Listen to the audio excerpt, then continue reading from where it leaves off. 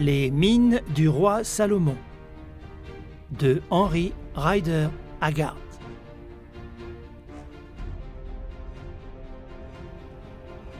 Alan Quatermain. Découverte des mines du roi Salomon.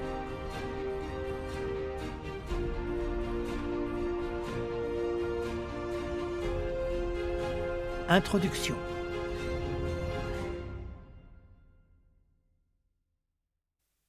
Voici mon histoire terminée. Elle va être livrée au public, et ce fait me remplit d'appréhension. Ma crainte est de n'être pas cru, et d'être pris pour un simple hâbleur, moi, Alan Quatermain, dont la parole a toujours valu un serment. L'idée d'un doute ne me serait pas venue sans un petit incident tout récent, dont je vous fais juge. J'avais eu la simplicité d'envoyer mes épreuves à mon fils Harry. Lui, sans m'avertir, n'eut rien de si pressé que de les passer à un certain Jones, rédacteur distingué, paraît-il, d'un journal destiné aux jeunes garçons. Cet illustre personnage jugea à propos de faire de cet ouvrage une critique blessante. Et Harry, tout fier de la condescendance de l'homme célèbre, m'envoya cette critique. Monsieur Jones, qui ignore comment j'ai recueilli les documents de mon récit, s'exprime ainsi. « L'idée de votre ami n'est pas mauvaise. On aurait pu cependant en tirer un meilleur parti. Le style non plus n'est pas fameux, mais il me semble que, pour se permettre un ouvrage d'imagination pareil, il aurait été bon que l'écrivain possédât, en quelque mesure au moins, des connaissances exactes sur les indigènes et les coutumes qu'il décrit. Remarquez, je vous prie, que me jugeant par lui-même, sans doute, M. Jones me prend pour un de ses rivaux, c'est-à-dire un compilateur de mensonges littéraires, et il insinue que mon histoire de la découverte des mines du roi Salomon est un fruit de mon imagination. Bien plus, selon lui, moi, le chasseur Quatermain, qui pendant 40 ans ai vécu, travaillé aux mines, chassé les fauves dans le sud de l'Afrique, je ne connais pas les indigènes et leurs coutumes. Cela suffit, et je n'ajoute rien, sinon que, malgré mon méchant style, la lettre se terminait par une offre de 9 francs 50 centimes par page, si je veux lui fournir des articles analogues pour son journal. Il ne refuserait donc pas de l'employer, mon style. Enfin, cette petite pique m'a troublé. Qui sait, me suis-je dit, si d'autres n'auront pas la même impression que le grand Jones? Avertir mes lecteurs que ce récit est parfaitement vrai ne convaincra personne. On me répondra qu'une fois en train d'inventer, un effort d'imagination de plus ou de moins ne compte pas beaucoup de peine.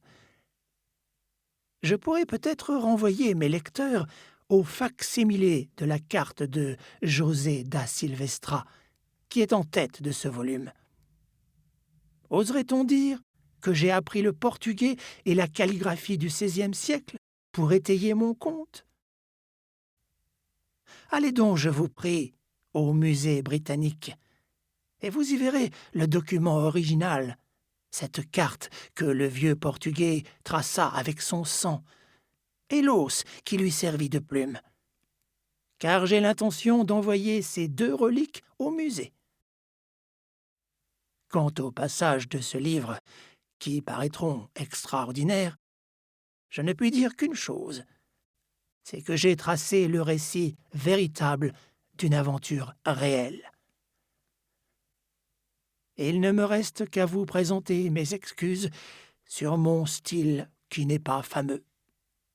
Que voulez-vous? Chacun fait comme il peut. Je n'ai pas la prétention d'employer de grands mots et des phrases ronflantes. Cela n'est pas donné à tout le monde. Si j'avais qualité pour exprimer une opinion, je dirais que les choses dites simplement nous impressionnent quand elles sont attachantes. Selon le dictionnaire Kukuana, une lance bien affilée n'a pas besoin d'être ornée. Et d'après le même principe, j'ose espérer qu'une histoire vraie, tout étrange qu'elle paraisse, n'exigera ni grands mots, ni style pompeux. Alan Quatermain, juin 1885.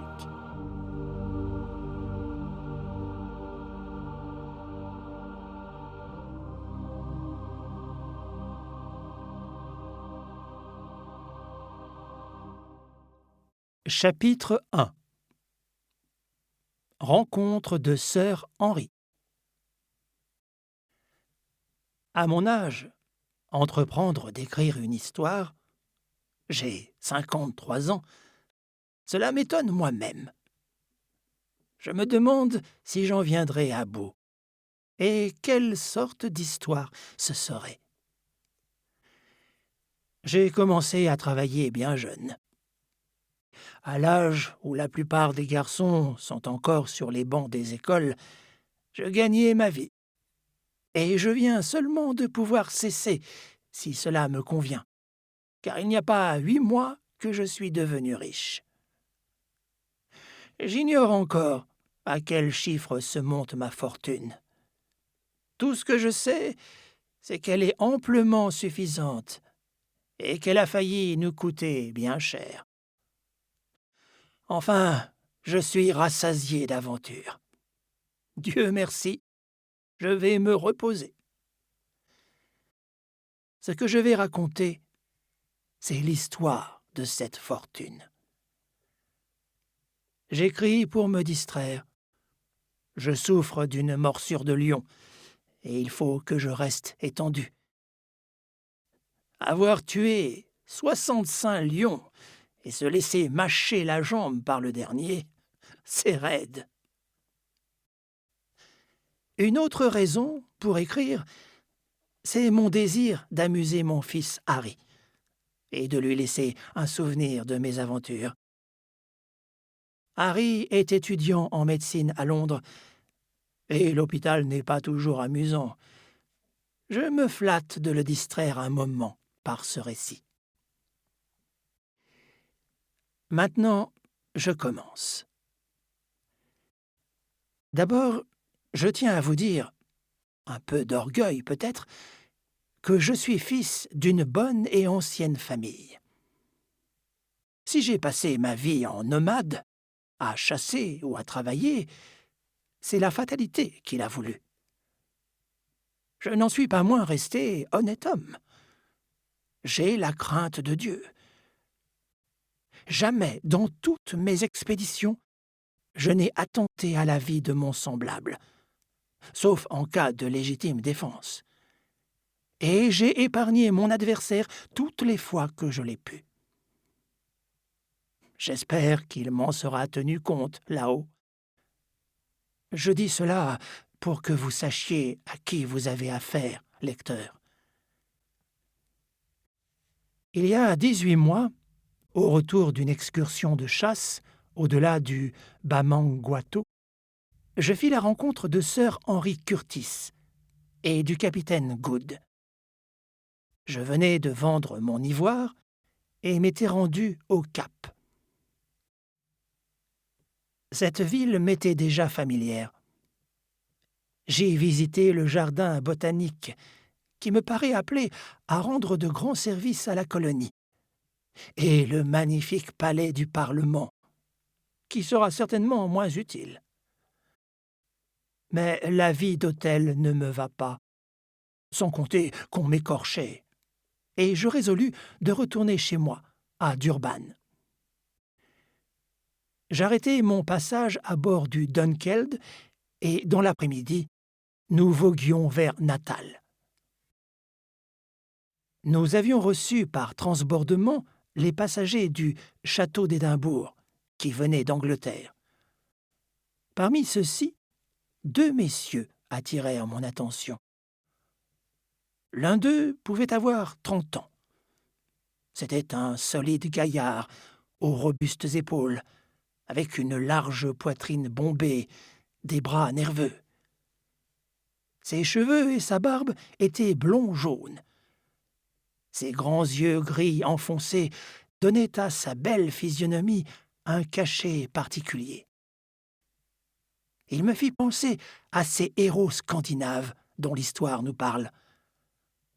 J'ai su plus tard qu'effectivement, il descendait de ces grandes races du Nord. C'était Sir Henry Curtis. Avec ce blond fils d'Albion se trouvait un petit homme brun, gros, rond, à l'air bon enfant, que je pris tout de suite pour un officier de marine. On les reconnaît à première vue, les marins. Ce sont de braves cœurs. Ils valent mieux que les autres hommes en général. C'est la grande mer, le souffle puissant des vents du ciel qui, peut-être, balaient de leurs âmes les impuretés et en font des hommes plus droits, plus honnêtes que d'autres.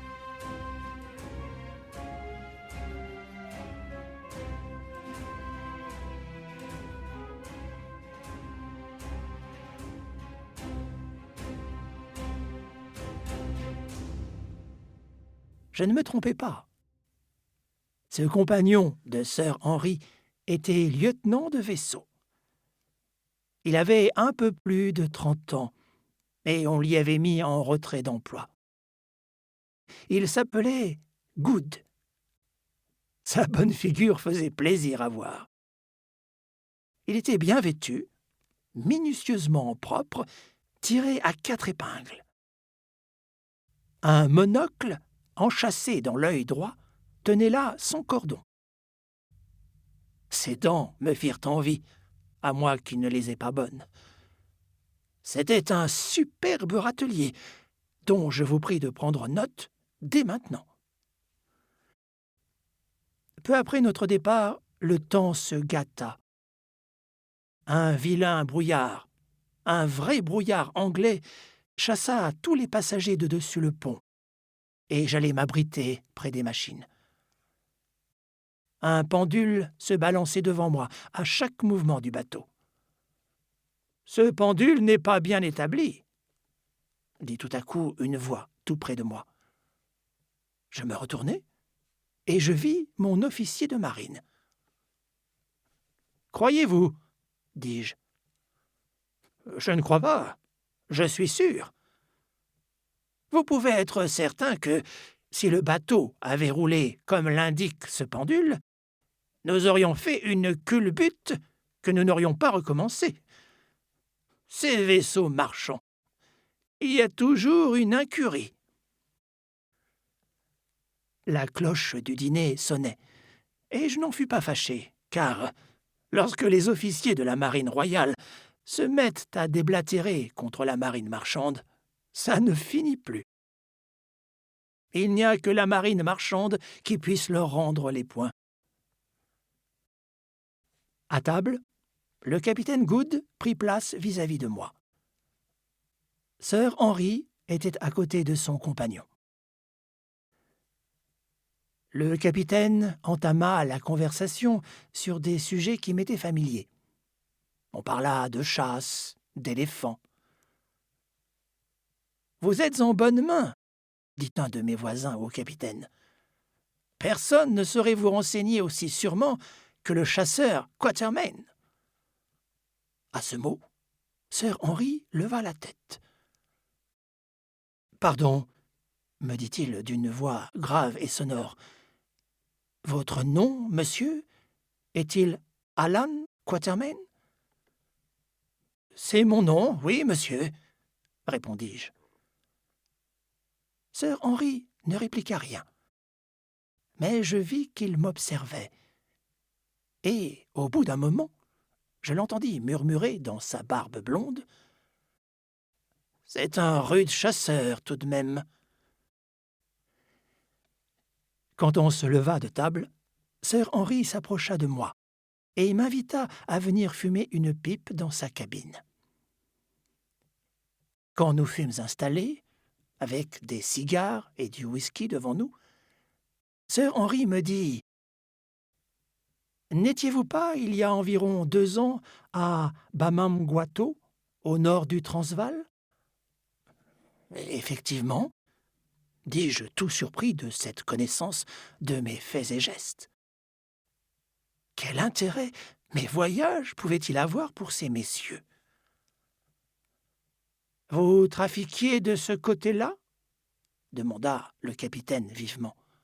« Justement, j'avais amené un chargement de marchandises, et je restai à Bamangwato jusqu'à ce que tout fût vendu. » Sir Henry leva sur moi ses grands yeux, pleins d'une anxiété vive et étrange. « Vous n'auriez pas rencontré par là un homme du nom de Neville ?» me dit-il. « Mais pardon! Il a campé près de moi une quinzaine de jours, le temps de faire reposer ses bœufs. Il manifestait l'intention d'aller dans l'intérieur. Il y a quelque temps, un homme d'affaires m'a écrit à son sujet. Il voulait savoir ce qu'était devenu M. Neville. Je n'avais pas grand renseignement à donner. « J'ai eu votre réponse entre les mains, » dit Sir Henry. « Vous expliquiez que M. Neville avait quitté Bamangwato au commencement de mai, qu'il avait avec lui un conducteur, un vorlopeur et un chasseur cafre nommé Jim. Il devait aller jusqu'à Inyati, poste extrême de commerce dans le pays des Matabélès. Là, M. Neville voulait se défaire de son wagon et poursuivre sa route à pied. Vous croyez qu'il a exécuté son dessein parce que vous avez vu son wagon en la possession d'un marchand portugais. Il avait acheté ce wagon, disait-il, à un homme blanc qui s'aventurait dans l'intérieur avec un serviteur indigène. « Tout cela est exact, » affirmai-je. « Parfaitement exact. »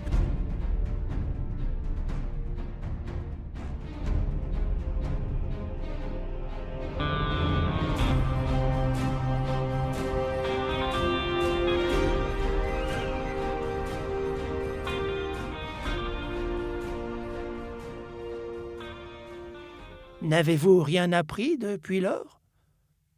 reprit Sir Henry après une petite pause. « Savez-vous pourquoi M. Neville entreprenait un pareil voyage? A-t-il dit quel était son but? » « Je ne sais rien là-dessus de positif, » répondis-je, comme quelqu'un qui n'a pas envie de se montrer trop communicatif. Les 2 amis se regardèrent. « Tenez, monsieur Quatermain, autant vous causer franchement tout de suite. Mon agent d'affaires m'a dit que vous êtes un homme sûr, honnête, discret, et que je puis me fier complètement à vous. » Les compliments font toujours plaisir. Je m'inclinai et bus quelques gorgées de whisky pour cacher mon agréable embarras. Vous n'avez pas besoin de divulguer ce que je vais vous raconter, mais je vais vous dire tout de suite que M. Neville est mon frère. « Ah !» m'écriai-je. « Il me semblait que votre figure ne m'était pas étrangère. C'est votre ressemblance avec M.